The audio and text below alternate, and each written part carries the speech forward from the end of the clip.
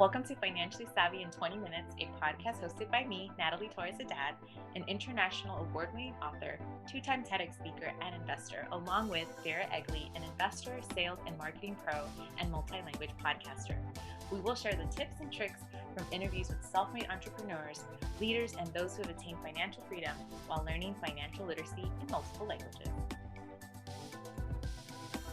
So, trigger warning for this episode, if you're in it or have experienced some loss when it comes to it. This coming Saturday, October 15th, is Pregnancy and Infant Loss Remembrance Day, which is every year on October 15th, or you can name it as Miscarriage Awareness Day, whatever works for you. This is a really sensitive topic, not just because it is a taboo and sensitive topic, but because it's very true and personal to me. So Vera and I wanted to shed some light on it, some resources, and hopefully a way that we can help support each other, especially when we know that there's 1 out of 4 women that will experience some form of miscarriage or loss. And so the numbers are super high. I was really surprised learning that. I'm not sure if you had known that before. I did not know that before. I guess once I did learn that, I realized that within my friend circle and my family circle, I'm like, wow, no, yeah, those numbers are quite accurate. Right. Yeah. Yeah. We see it more, not to say that it hasn't always been around, but I feel like more and more people are talking about this, especially as we see now celebrities opening up about their journey with infertility, whether they did IVF or IUI.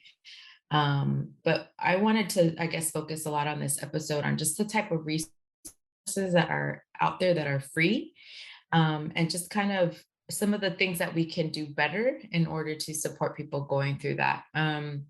One of the helpful, it's a nonprofit called Footprints, and they do one-on-one counseling with women that have had miscarriages, have experienced loss, and that is very, I would say it's a very dehumanizing word, miscarriage, because it's just like you carried and lost something, instead of just saying the death of or the loss of, right? And so, um, what I really enjoyed about this nonprofit is not only is it free and they ask for donations, of course, but they provide the right tools and therapy that a lot of women need after loss. And especially someone like myself who's had multiple miscarriages, I think it's a very needed thing to do, because sometimes what I've heard, not just for myself, but for many others, is we tend to mourn alone.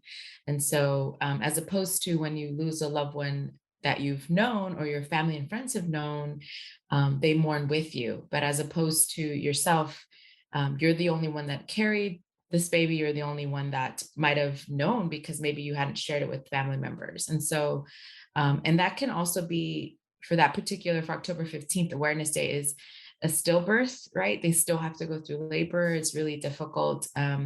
Or they know off the bat that it will be a stillborn, and also any infants, right? And so we have such a different capacity of how we mourn, how we deal with death, how we deal with depression, and all these things that come in place. But another great organization that's a national organization is Resolve, and they have free meetups. So you can do it in person or in Zoom, which is also really effective. Meeting with other women that have just gone through similar circumstances. And during mine, my second one, I had reached out to you because you and I had been planning to do these episodes. And so you were just such a great support. Still remember you sending me flowers right after it had happened. And I remember crying because I was touched that you did that, but it also made it very real that you were acknowledging my loss, right? And as opposed to a lot of people, very few people knew I was pregnant at the time. You were obviously one of those that did. But I think sometimes looking back, I'm like, oh, I wish we could have done that more for other people, because it's a couple that goes through that. It's kind of like, oh, this is something that's happening to us, right? And one of the things that was really helpful is I had friends that sent, food. I had a couple that came by, and it's in our culture, specifically Latinos, when someone passes, You go to their house, you know, bring them food, you spend time with them, you check up on them, you send them texts thinking of them, whatever it might be, call them, because it is a very lonely time regardless. But somehow when it comes to miscarriages, it's no one really knows what to say. You know, I had friends that are like, I wish I knew what to say, and I don't. And then I'd reply like, I don't either, because it's a Yeah, really hard subject, right? it is. And I think also there's a lot of um politics and religion that goes into it as well, because some people are like, well, I mean, it's not like it was a baby yet. It's such a difficult conversation to say because they're not in your shoes. They're not experiencing it. They don't know everything that you've already planned. Your life has changed. And it's one of those things where, when I hear people talk about that, my gut reaction is to say, that is just the worst thing that you could possibly say. But at the same time, they're free to state their opinion, right? But, ultimately, I think empathy is what needs to happen. And if you feel that way, I really think that it's better to just like be there for the person, just not say anything. Because it's so unfair for the person carrying and then miscarrying that you don't know where they stand. For them, Yeah. that they had their whole life ahead of them with this new change and this new being in there, and especially if they've had multiple, like it's a lot of pressure. I mean, I've never experienced that, but I can only imagine that we already have so much pressure as a woman, and the culture is like, well, you're supposed to create. Why are you having a problem creating? It's just all these things that get layered on top of you, and then to not have the acknowledgement that this is a loss of life for you, it's difficult. And I really feel for everyone that has gone through it. I recently had a friend that also just went through it, and we'll get into it. But in this case, like everything was going perfect. The IVF, the first time, everything pregnant, yay, fun. And then it happens. And the devastation is just like, so Yeah. to all of you, I mean, I send all my love to all of you because it's a hard thing for both the couple, for the couple. Right. And even for those also that are going through it alone, Yeah, I met absolutely. so many Absolutely. women that, you know, they got out of abusive relationships, and so they're Mhm. continuing to do that. And then they experience this incredible loss. And you're right, there's a lot of politics and religion that are included with this. And I was so like many women just and men were just so devastated when Roe versus Wade was overturned, because that really does affect IVF as well. It affects everybody really.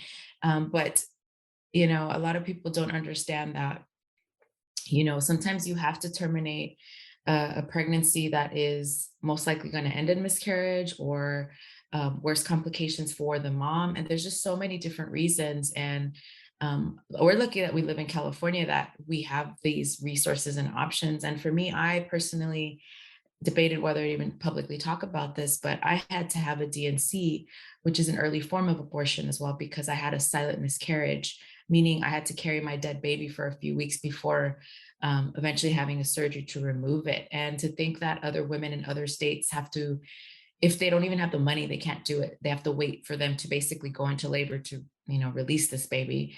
But they have to drive, they have to go to a different state, they have to find a place to stay. They have someone to drive, they need someone to drive them because they won't allow you to leave.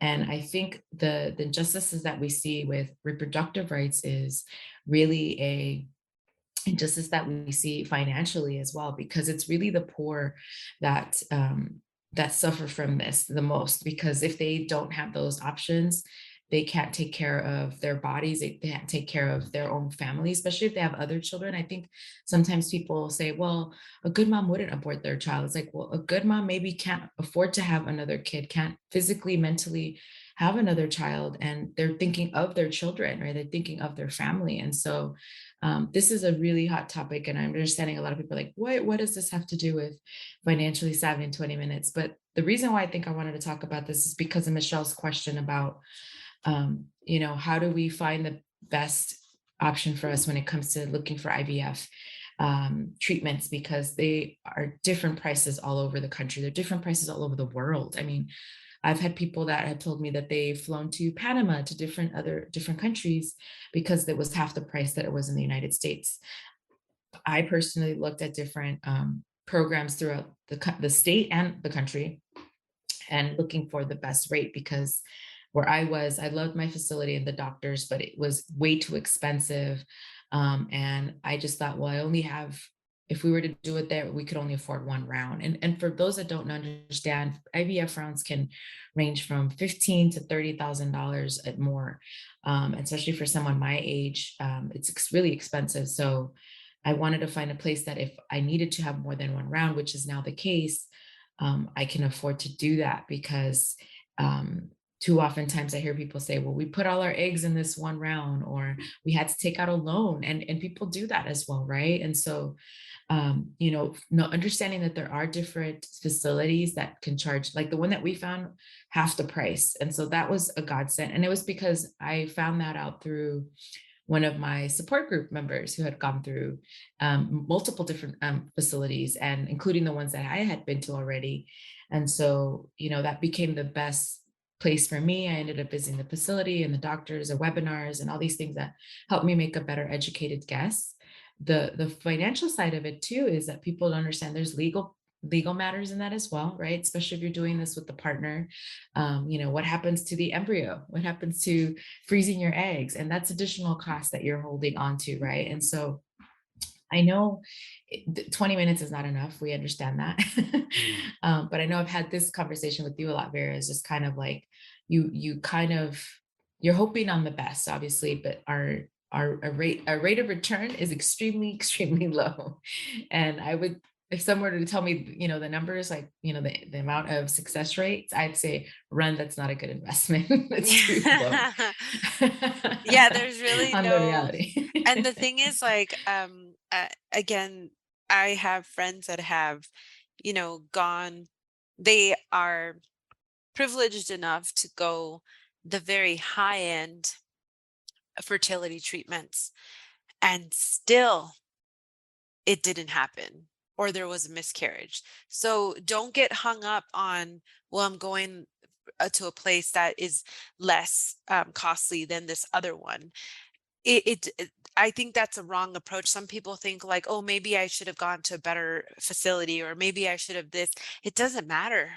It doesn't matter. And I feel for all of you, and I wish all of you the best, but I see that now. It really doesn't matter. It's just things happen, right? And I think that it's important to say, just because you can't afford one fertility center, it doesn't mean that it's not going to work for you at another place, because the numbers are there. It's really not about that. And if I'm wrong, Yes. please someone say so. But from what I see, it's really just, it's kind of it seems like a toss up. I don't know. Again, I've not It is. experienced it. It's just from what I see, the people that Yeah, I interact with. it's kind of, it's luck. A lot of it has to do with luck as well. And I think one of the things that I come across is that, there's the additional costs, not just with the IVF portion, right? So, you really want to consider thinking about, well, therapy. Some facilities automatically set you up with therapists. But it's helpful because mentally it's emotionally one of the most emotionally draining things one can experience. But also acupuncture or alternative resources, right? And so also if you're looking at prenatal vitamins, you're looking at healthy food, your healthier food, hopefully organic food, which tend to be high price in most places, right? And so these are all costs that sometimes we don't understand before going into a cycle. For us, it's been extremely emotional, extremely taxing on us financially as well, because it's, I think I told you that the first cycle that failed, I was just like, wow, there goes a car that we would have bought. Or there goes our new, whatever renovation that needed to be done is gone, and that money is never coming back, right? And so being able to grieve the loss as well. And so there's so many different stages that come with it. We call it the there's 5 stages technically. We call it the egg retrieval, to genetic testing, to freezing, to eventually doing the transfer or doing a bait. There's just so many different processes. Yeah. It's not just the one surgery, it's like two surgeries and, um, a lot of medication, some injections that are, I mean, my stomach, I'll have to post a picture, looks like a pizza because there's so many different circles on there from the shots that my husband Wow. had to give me. Like, And yeah, yeah, it's just the that's bruising that comes with it. It's sure. horrible. And as you said, not to mention all the pre stuff, I know some friends who completely changed all of the products that they use to they switched over to Hmm. vegan products. Um, what's the word I'm looking for? Phthalate free, paraben free, sulfite free, Hmm. all fragrance free, Retinol all free, of these all that. things Hmm. that you know, Target, again, not sponsored. I noticed that they have a section where it's apparently they sell products that are free of these things, and but they're not cheap. And so, I mean, I use a lot of, fragrance-free products and everything, but to go to that extreme, if I were in it, like some of the doctors were recommending this to the friends that I spoke to, and she like two of them actually even went to Sephora and had like consultations about all the products they put on their face and like how can you get it to the point where there's almost nothing there, but I can still put makeup on. So it's all these considerations. And again, I sound very green in this conversation because I've never been in the experience, but I because I lean towards these products anyway, I know they're expensive, but I don't have the cost of also trying to go through fertility. So I can only imagine again that financial burden on some people.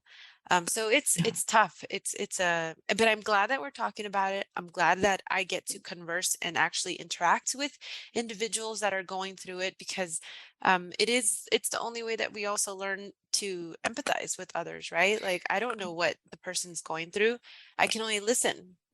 Yeah, but it's so wonderful to have that support system with you, and I think that's why we wanted to do this particular episode because even if you're not going through it, it's having that type of support, like you said, is having your friends understand that this is extremely difficult, even if they don't fully understand what you're going through, how they can emotionally, maybe financially, or just really just be there for you in such a difficult time. And so I think about resources that I wish I would have known from the beginning, and those support groups that are free that I could have learned from a lot from years ago. There's younger people on our support group, and I feel like us, the older ones, were like constantly say, "Do this now because I wish I would have known. I would have done that," or avoid this because you learn the hard way. And I think the silver lining, I guess, I always tell people is, okay, do your homework because then you can feel better about your decision, even if it is a difficult decision. Like you said, even if it doesn't work out,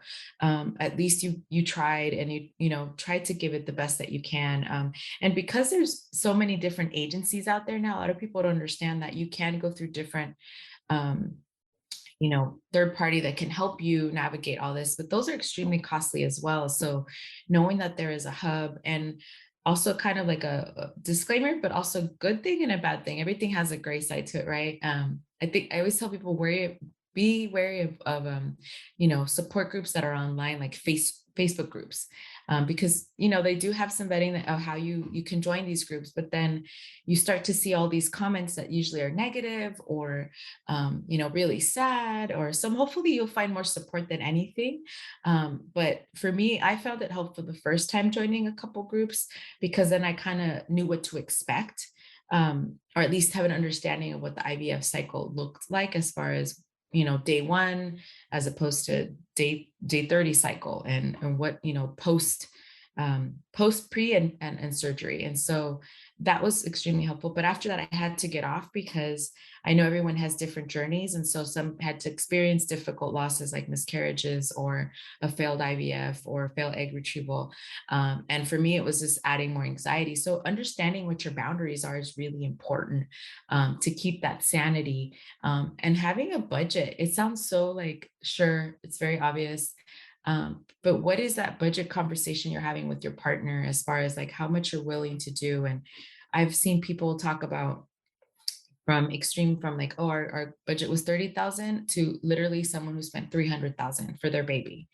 And you can't really put a price on that, right? I mean, and that's something that I'm always grateful when these women share their stories with me, especially when they're sending me these messages.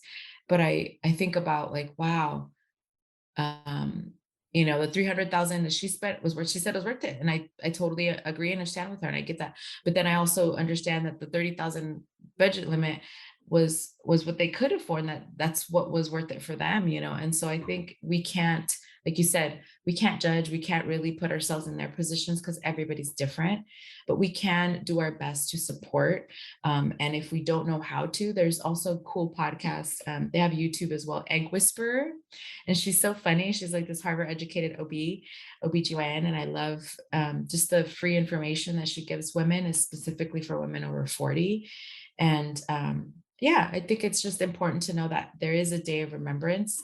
I've had a few friends that sent me of like, I know today would have been the birth of your baby, or today would have been you know um, very special moment for you, or the holidays are just around the corner. And so, those are extremely emotionally difficult times for people. So if you're thinking about how you can help, whether it's emotionally or financially for someone that's going through IVF, sometimes the smallest little things can make the biggest difference, like saying, here's a gift card, or, I'm sending you some food for the week so you don't have to worry about cooking, or just those little things that just help them deal with their loss and help them acknowledge that they had this real life in them. Mm-hmm. And the experience that comes from it, because a lot of women do deal with postpartum, after the loss, or after their first birth of their kid, they have postpartum and the loss of their other children. So that's a very hot topic, different topic, difficult topic to say.